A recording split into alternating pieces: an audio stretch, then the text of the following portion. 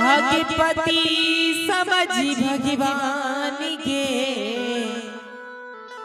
अगर पति के तो ठुकरई जन्म जन्म पछतई के अगर पति के तो ठुकरई जन्म जन्म पछतई पति समझ भगवान के बहना पति समझ भगवान के अगर पति के तो ठुकरई जन्म जन्म पछतई के अगर पति के तो ठुकरई जन्म जन्म पछतई के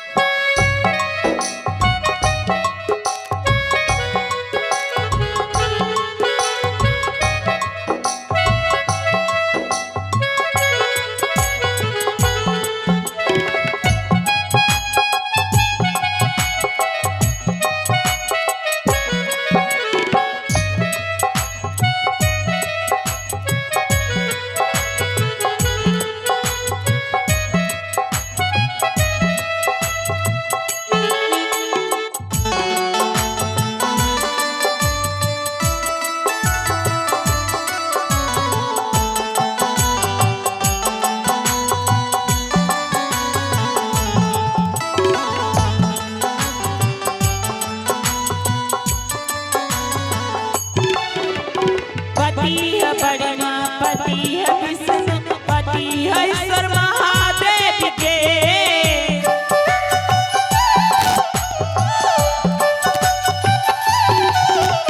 पति है बड़ी माँ पति है विष्णु पति है ईश्वर महादेव के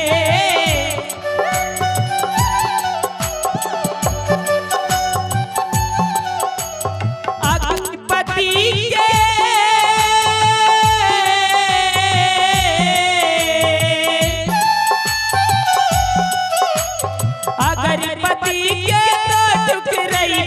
जन्म जन्म पछतई पति समझ भगवान के बहना पति समझ भगवान के पति समझ भगवान के बहना पति समझ भगवान के पति समझ भगवान के बहना पति समझ भगवान के पति समझ भगवान के बहना पति समझ भगवान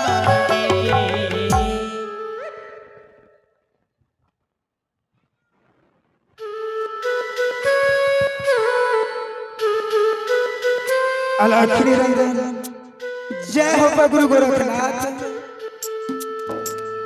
परले पिपतिया गुरु जी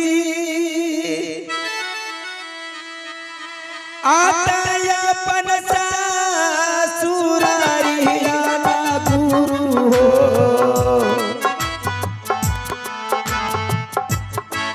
आज लागा तई हो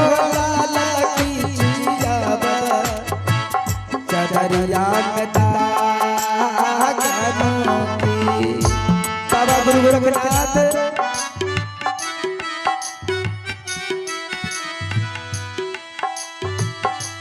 आलाजिया हो बचा बना गुरु हो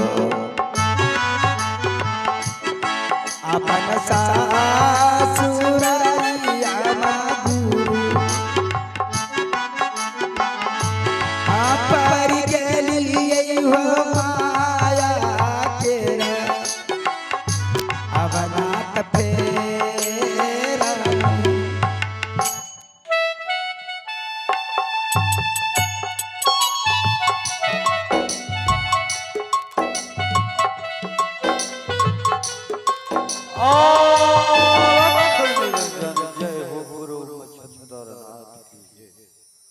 अरे शेरवा बाबा कितना गहरी नींद में सो गया।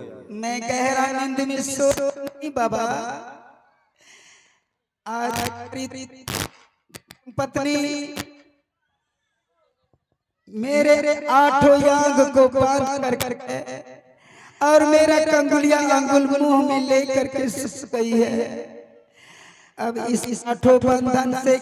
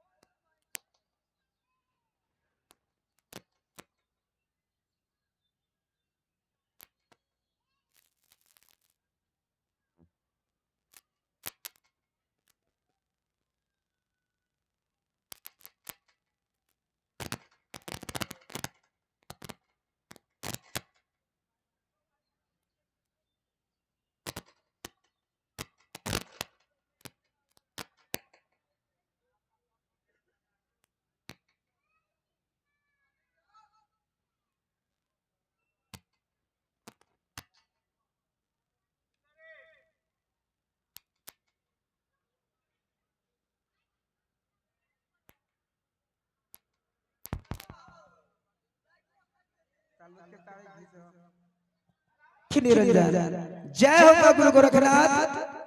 अब इस 8 याद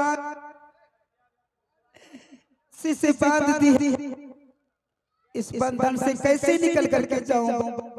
देखो चीलवा, हाँ गुरु महाराज, तुम्हारे पास झोली है रे, उसी में कसम पान छुरी है, उससे तुम 8 बंधन काट दो। और तुम्हारी झोली में पीरा पान लगा हुआ है रे, उसके मुख में दे दो और तुम चलो चेलवा। यदि तुम माया के चक्कर में पड़ जाओगे तो फिर तुम शराब से मुक्त नहीं हो सकेगा रे। ठीक है बाबा, आपका कृपा। क्योंकि अभी तक तुम्हारा एक भी कार्य नहीं हुआ है। हाँ गुरुदेव, अभी तुम कार्य में पीछे पड़े हुए हो। यदि तुम माया के चक्कर में पड़ गया तो फिर तुम शराब से मुक्त नहीं होगा। गुरुराज, मैंने तो अपने धर्मपत्नी के हाथों से भिक्षा ले लिया। तो ठीक है, समय नहीं है, जल्द से चलो। ठीक है बाबा।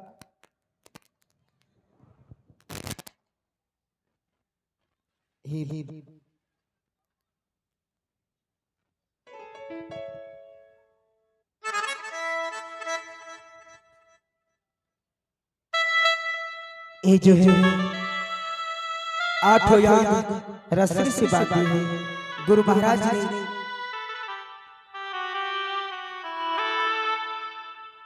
रसरी के बनवाता गुरु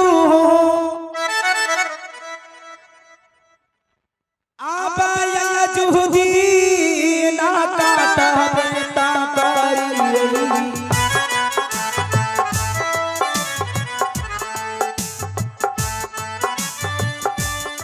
रसरी के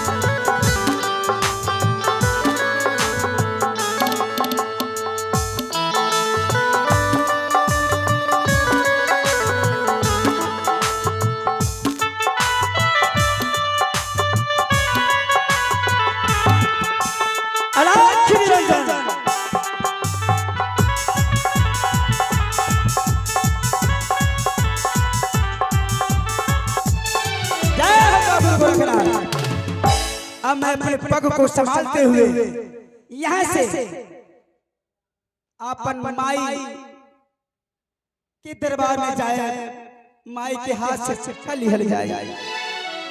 चलो तनी माई के दरबार। आहो जोगी जा बचाला लेना गुरु नाई के ना दुआरी आना चला जोगी चला ले हो माई के ना अब ना दुआरियो रे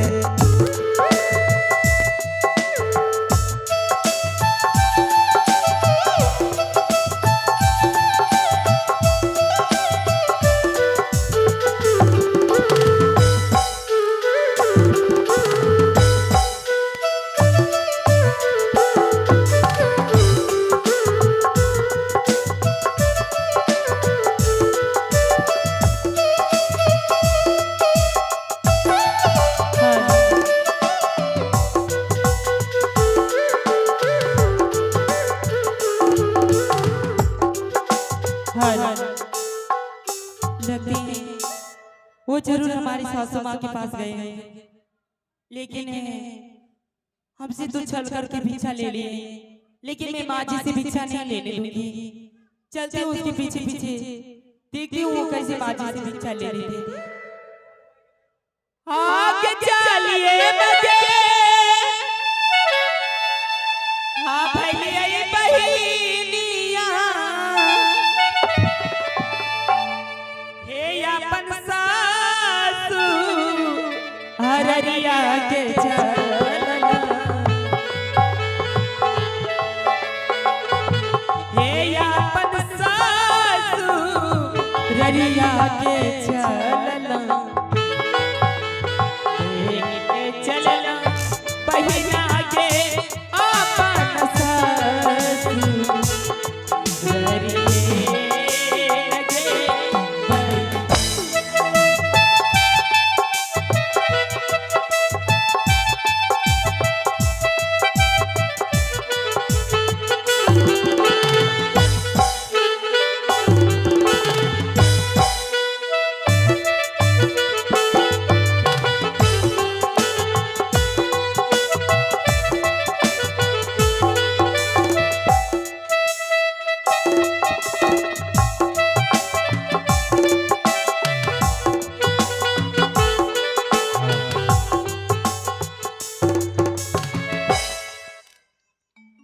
अब साज और आवाज और इस दृश्य को देते हैं कुछ देर के लिए विराम, और आप सभी को ले चलता हूँ चित्रहार बाहर गिर गया, और इस पर मैं प्यारी सी को आवाज देना चाहूंगा।